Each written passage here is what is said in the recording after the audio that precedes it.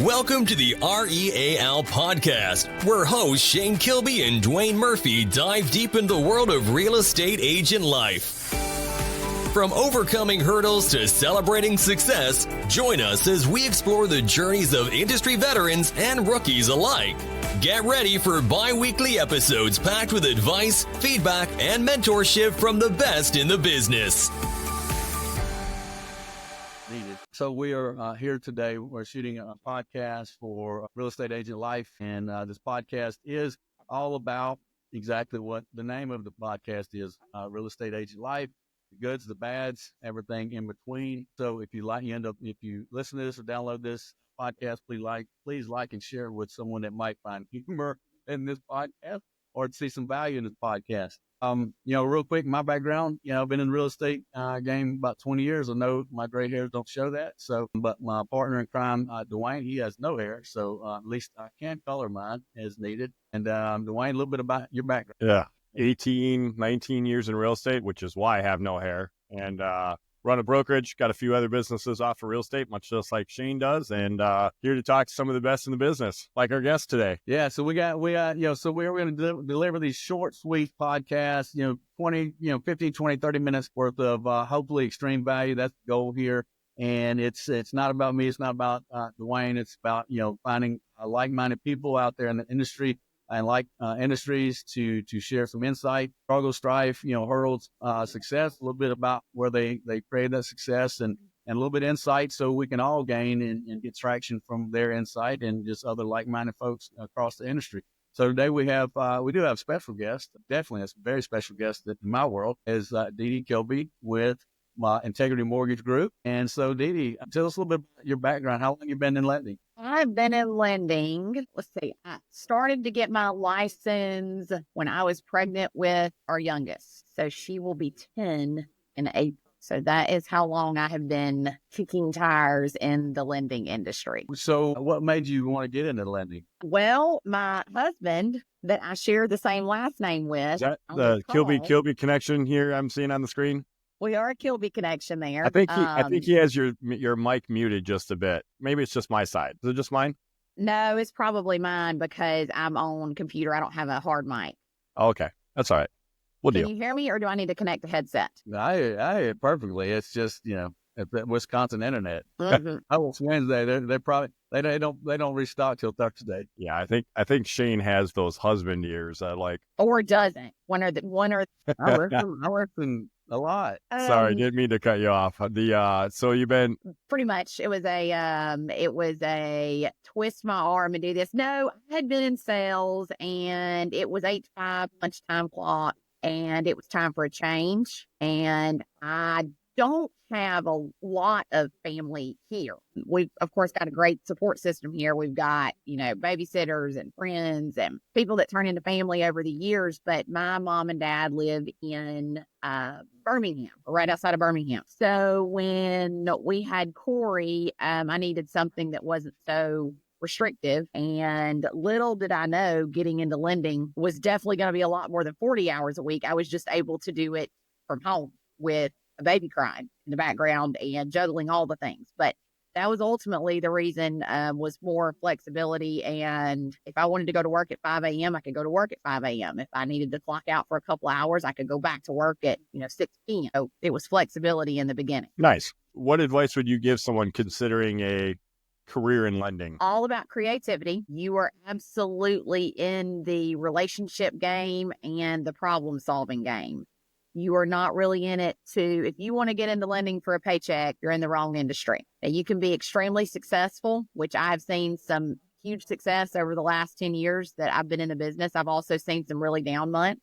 So circle back to what I said about it being, it's not for the faint of heart. You do have to have a thick skin in this business. You also have to think outside the box. And I realized even, a couple months ago, I was it was in June, and we had a really good June, and I was trying really hard to make a loan work. And at that moment, I realized how much I still enjoy making a hard loan work. And I feel like the day that I quit loving that is the day that I need to get out of the business. People give you everything on a silver platter and hope that you can, they don't give it to you on a silver platter. They make they give it to you on a rusted platter, and then you have to turn it into a silver platter is what you've got to do. So you have to take it from start to finish. But the day that you quit loving it is the day that you need to get out of the business. Because at that point, you're out of the relationship. So all right, somebody got feedback. So in that process, would you say you need to be passionate about problem solving in that lending space?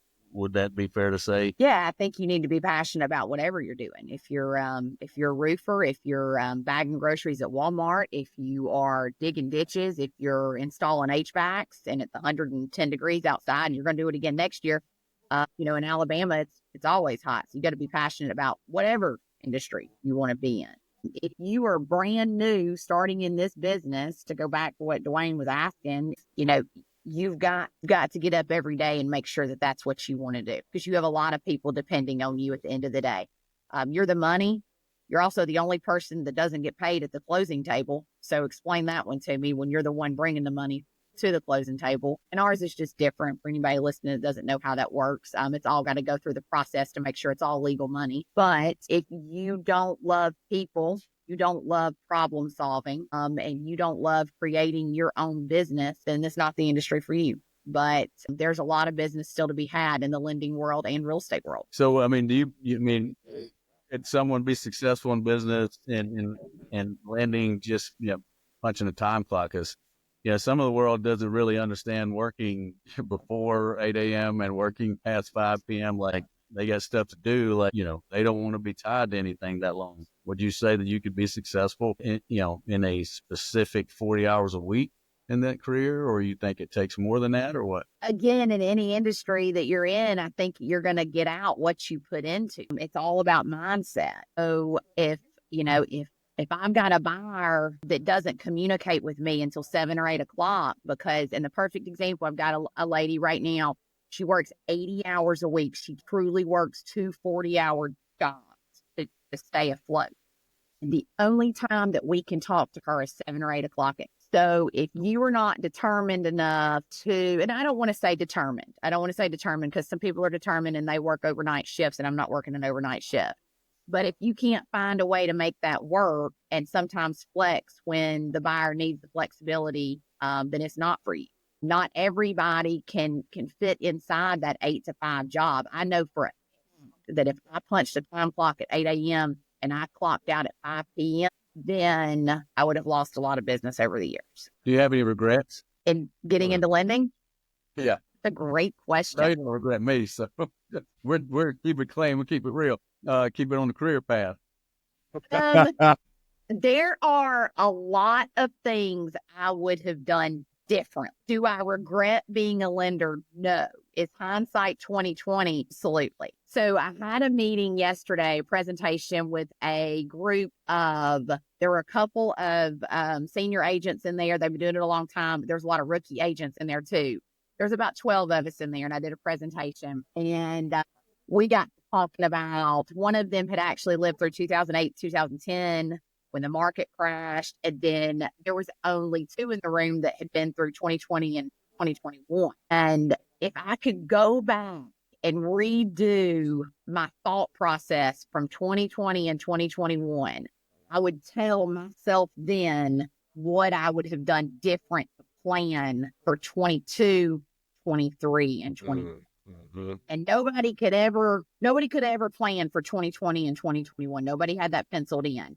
But I had to regroup, rebuild 100% in the end of last year. And I've seen more success between October of 23 to today than I ever would have thought in the middle of 22, because that was a hard time right there in the middle of 22.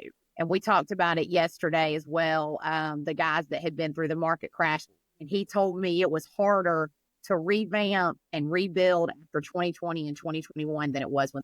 Yeah, 2022 was definitely a challenging year. I think mostly from the standpoint of everyone got whacked when the zombie apocalypse came, and everyone said, "Oh, nope, never going to allow that to happen again. We'll be prepared. Who knows, right? Some sort of stupid thing like that will happen again, and everyone's going to be prepared, and we're not going to get caught with our pants down, so to speak." And then all of a sudden, the real estate market boomed, right? Lending boomed. We all, had stupid amounts of business in 2021, and then all of a sudden 22 did what it did, was stopping like instantaneously, which all of us swore that we would be ready for it if it ever did happen. But yet, honestly, I don't think anyone was ready for it because nobody saw it coming. And it was just that, okay, well, we should have time to be able to see the slowdown coming. And ultimately, I don't think anybody saw that slowdown coming because it came so fast, so hard, and then brings us to this present time today. But it's hard to plan when the wheels on the bus are perfectly cruising down the highway and then they all four fall off. All four fall off at the same time. And oh, by the way, we're the only industry like that right now. The rest of the world may not be perfect in every industry or whatnot. They're all feeling some sort of pain or cost hike or whatever, but there's no industry or profession feeling the effects of their own personal recession like real estate is right now. But you get stronger what you go through, so you get through on that other end. Speaking of getting stronger on the other side, so what's your biggest challenge right now that you have in business personally? Ooh, that's a good one. It is a good one. Always and forever, my biggest hurdle will be time block. Now, that is a personal thing. If you take it to the business side of things, I don't want to say I went from 0 deals at the end of 23, but rates had peaked out so high. I mean, we were locking over 8%. And when you come from something that is, the lowest I ever locked was 1.7. What is 1.7? That's free. Free money. Free. Don't say free. Yeah.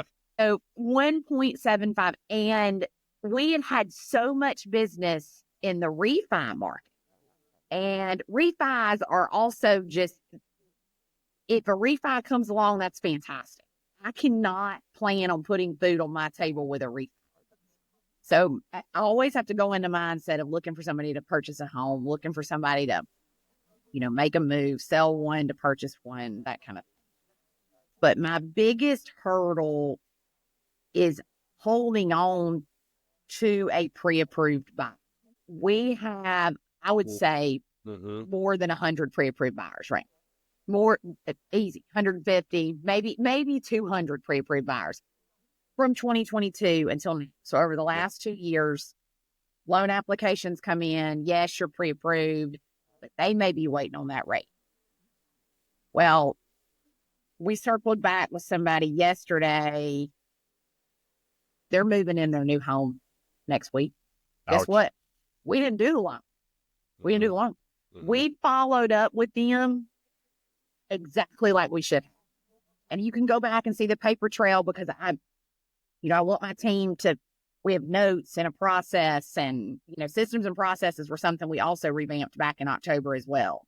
And it took us a while to rebuild everything, but you have a click here, a pre-approval, this doodad, go on TikTok, you can get a loan, you go on Instagram, you can get a loan. So we fight whatever's top of mind at that moment. And there's just some of them you can't get. And there is nothing that makes you sicker than you have done all the things and you still don't get the deal. So, and they didn't come to us to price it. They didn't come to us for any of it. So they ghosted us for about 4 or 5 weeks right there. And then yesterday we circled back. She's like, oh, we actually bought. And thanks for checking up on us. We'll recommend you to everybody in the future. Exactly. And this was actually, and I did not have the conversation, but this was another team member, and she'd done exactly like she was supposed to. And she called and she said, what did I do wrong? And I said, you can't get them all. You can't. And we are in that position where we had so many that have waited on the rate to drop. We can't get them. Do I want them all? Of course I want them. But you can't get them all. And I think that's my biggest hurdle is going back, making sure these people are getting gripped on, for lack of a better word, and they're being marketed to, and we have them in the correct follow-ups, because when they're ready to buy, it may have been 2 years ago with an 8% rate, and they said, well, we'll wait till the rates drop. Rates have dropped now. So that's going to be our biggest hurdle. I think sometimes being Kilby, you're echoing. it's actually on your end. I just checked. Okay. That's where just look in your setting to turn the echo switch on.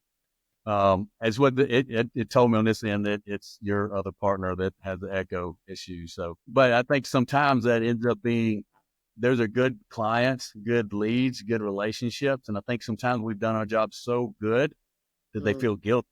They're like, yeah, I feel guilty that I haven't given this person this opportunity, and so now I'm like ashamed. So now I gotta fulfill what I need to fulfill and to buy or sell and get this financing arranged and take care of this. And maybe they won't ever reach back out. And I can say it's because you never reached back out to me, but they did reach back out to me. Oh, yeah, we closed, and it's awesome. And thank you so much for all your help. And thank you for the note cards and the gift cards and all of the Christmas photos and the likes and love on social media. Thank you so much. Yeah, but I do think, but there's old saying like Wayne Gretzky quote: "No matter how good you are, no matter how bad you are, you're going to miss 100% of the shots you don't take." So, and I know for you, Dee Dee, I know for Duane and myself and everybody else in these two industries that hear this and they've been in the business any length of time, like there's nothing to take the wind out of your sails temporarily than the piece of business that you should have had, right? When you first start, it's like, oh, wow, that's what follow-up means. I guess I need to do a better job of follow-up. And then you do a better job of follow-up, and it's like, that still happens from time to time. But I had other deals in my pipeline. 10X rule comes into play, and it's not as painful, but still hurts a little bit. But, at the end of the day, I do think that there's an old saying, we're not good enough to get them all. I mean, we're not bad enough to miss them. It's that chemistry alignment and in the time. It's all about the timing. Dee Dee, so I know you got a hard time crunch here. One last question. We all have influence in our lives, whether it's for this moment, this season, this reason, this purpose, this time frame. But who would you say is the greatest influence to your success and why? Me. Well, and I don't want to say when I started in lending and when I started in lending, I didn't have a lot of guidance. And I think I've shared this before. The guy that actually kind of took me under his wing, he told me I didn't know how to spell DTI. I will tell that story forever and ever and ever. And his name is Daniel, and he's great. He's still doing well. He's still in lending. I guess he'll be in lending forever because his kids are still in college. So I didn't have a lot of guidance, and we were not in the same city. So I had to teach myself. Okay, as far as like lending and basics and that kind of thing. Well, then fast forward, you start learning a lot about the business, and 2019 and 2020. Well, I had to pay attention, and I don't know if anybody else has this same dynamic with their husband, but when your husband suggests something and you happen to be in the same industry, you're not really listening the first time. But anyways, he kept pushing for me to find some help. Well, that's where it kind of started. Like, I don't need any help. I've got it. It's fine. We're going to do more than 120 something deals in 2020, but I've got it. Remember, these deals didn't start till after May of that year. So got some help. That wasn't like enough year. Right. That's what I'm saying. What was it? April, we lost the whole month or whatever. Yeah. April, we lost a whole month, and then May is when the floodgates opened. So what is that? It was only 9-ish months of 100 deals that year, which is ludicrous. So we hired some help, and then he said, "You better have a backup plan because she's not going to be here forever." Well, lo and behold, I wasn't listening again. She comes in and she's like, "I'm moving to Florida." So, well, how about that? So then I hired somebody else. Well, then I start paying attention. And he starts giving me, and this is Shane I'm talking about. And, the closest person to you is always the person you're going to take it out on as well. That makes for an interesting dynamic at our house. And I know there are other people in this world that work together. We know several that have a lender-agent relationship inside their home, or we know several that have agent-agent relationship inside their home. But that's also the person you probably need to lean on, because if they're a successful agent or if they're a successful lender, you need to pay attention. Okay. So I Success started leaves paying clues. attention, and he's always, and Shane, of course I'm talking about Shane, but Shane is always, he's always listened to motivational speakers. He listened to motivational books on tape, I guess, before there were any social media and all the things with Zig Ziglar and, books and what is the little red book, sales book, Shane? You get them. Yeah. So he listened to all these. Anyways, fast forward, I would say the end of 22, the beginning of 23 is where I'm like, okay, I've got to start making some money. So that's when I ended up hiring another person to the team because we had to grow. I had to have some help. Then it was like, he kept warning me, the market's going to shift. The market's going to shift. But he was also the same person that helped rebuild, that helped me rebuild everything. So October of 2023, he said, you got to get back in your business. You physically have to get back in your business. You have to get in the day-to-day. And I'm very standoffish when he brings me something. And he was like, do you want to do 75 hard? And I'm like, no, absolutely not. So for those of you that don't know what that is, Andy Frisella, and I actually started following Emily Frisella, who is Andy's wife, and she's killer as well. She's a go-getter. She's a hustler. She's a headhunter. So I started following that, and I'm like, okay, well, I'll tiptoe into that. You don't tiptoe into 75 hard. You just do it or you don't. No. I heard that every day. You're either in it or you're not. And I heard it from Duane Kilby. And so we did that, and then it got to the point where there were no deals coming in. There were no refis. There was no anything. And he said, you need to really, really, really listen to this John Cheplack. Again, standoffish, don't care, not listen, say this. Well, then I am on board. I'm listening to his podcast. I'm listening to his videos. I'm listening to, watching his social media posts. And then I find myself sitting in a room with John Cheplack. And I can 100% say that when he finally got me in that room, this was in March, and we were last minute because I had been sick in February, and we were last minute. And Shane actually reached out direct to John and said, you have 2 extra tickets. And he did. And I don't want to know what we paid for them. There's no telling. That is where my business completely changed because of the push that he had on me to make me be in the room with the right people, to pay attention, to listen. And in March is when I physically put my feet back in my business. And my goal by the end of August is to have 20 pending. And we're at 16 today. That's So, pretty impressive. all that to say, who you surround yourself with is so important. If you were surrounding yourself with the weakest people in every room, find another group. Like they say, players won't play with C players. 100%. And 100%. listen to your spouse. And I don't know if that's entirely true, because if there's no clean underwear in the house, Shane's just going to go buy new. Okay. So like we have that kind of dynamic. He's not doing the laundry. He's not doing the dishes. But No, my drawers are on Amazon auto ship every 6 months, so I have plenty of underwear. I'm good. I have job security here. If that's the worst thing that happens in my life, I'm okay. I can be resourceful. I don't want to slow her down or get in her line of sight in her upstairs to go, hey, need some underwear. I will say this too, Duane, and you were a part of this group, and we meet up a couple of times a year.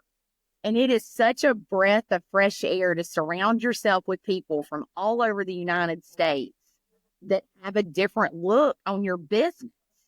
And our buddy Mike West, I don't think he's Shane's buddy, but Shane's buddy Mike West, he is so brutally honest, and he just got into lending, but he will look at me and say, why'd you do it that way? And you need people like that in your life that are going to say, I would have done it this way, or here is a suggestion for you. Mm-hmm. So you have got to surround yourself with people that are going to call you on your mistakes, but they're also there to say, you're at the bottom, let's rebuild it. Yeah. And why is a very powerful word, probably the most powerful word in our vocabulary. And our kids, nobody uses the why clothes better than our children. Yeah, you can't do this. Why? Wow. Because I said, why did you say so? What's the rationale behind that thought process to the point where you go just go, just do whatever, but that's peels back like to see where that came from. So, because if you don't know why you did something, then it's hard to correct that action to create a new habit so that you don't go back there and do that again. Well, Dee Dee, it's been a very informative insight in podcast shoot with you today. We definitely greatly appreciate your time out of your crazy hectic schedule. And listeners and viewers out there, we are under the same roof, but we literally sometimes pass each other in the hallway at 5 a.m. and meet for dinner at 7. So it's not that type of atmosphere, but we do support one another greatly in our business and our purpose and passion. But yeah, I would say that as husband and wife combos go, not that you two have everything figured out and every day is rainbow and roses, but as a married couple goes, doing business together, you're interlinked in a lot of different ways. You two are the case study probably of how to excel and make it work. So you both should be super proud of that. There's no doubt that is not easy. There's many that have failed at that, but you two continue to excel at it. And honestly, I would have to say that at least from what I've seen, because I've known the two of you now for a decent amount of time, and we get to spend a lot of time together, sometimes unannounced when I show up in Alabama on a red-eye flight. But just to let you know, now that I know where you live, probably going to do it again. I expect it. I expect it. I got to come visit my little buddy.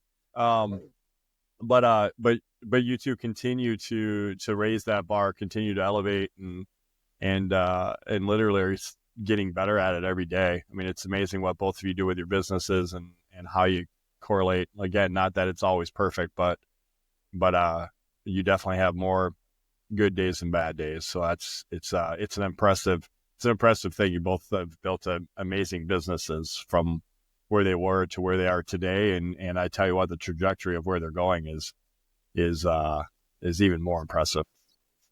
Yeah, I think the key to that for us has been, really, we're both, as ID as we are both good listeners.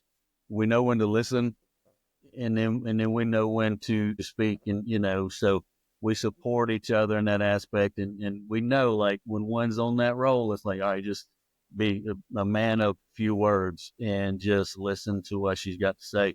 And then, speak when she's ready for you to speak. I hate to say it like this. The guys be out there listening, it is what it is. There's times when that soulmate speaks and you need to know when to speak and when, not to speak. So that's probably the most important part of how we communicate is being great listeners. Well, yeah, this is a great podcast. We got some advice for agents. We got some advice for some LOs, and we just threw in some marriage relationship advice. This is the whole thing. All we need is a little bit of financial advice, and we could just wrap this whole package. Hey, and even will advice, right? The fifth will advice. Don't leave the fifth will advice out. Exactly. Next thing you know, we'll have to go down the road on a different day. We'll have to go down the road of vehicles and that whole story. Because Dee Dee, that post you put out yesterday, had me rolling. Was literally almost crying. Because I can envision it and see it, and I can even hear it, how the whole conversation goes down. But if for anybody wants part of that, you're gonna have to reach out to Dee Dee and get the entire story. But so speaking of reaching out to you, how does someone get in touch with you? How does if someone wants to reach out to you, follow you, talk to you, just get advice, whatever the heck it may be, how can someone find you? You can always give me email. You can always give me text message. A cell phone is 256-627-6102. Text message goes a long way in 2024. So if you don't get me anywhere else, that's where I'm on social media. I have got, LinkedIn, Instagram, Facebook. I do have a TikTok. Most of my success, I would say, comes from my Facebook videos, and I picked up 2 one purchase and one refi yesterday off of the video that was real life. That's just what it is.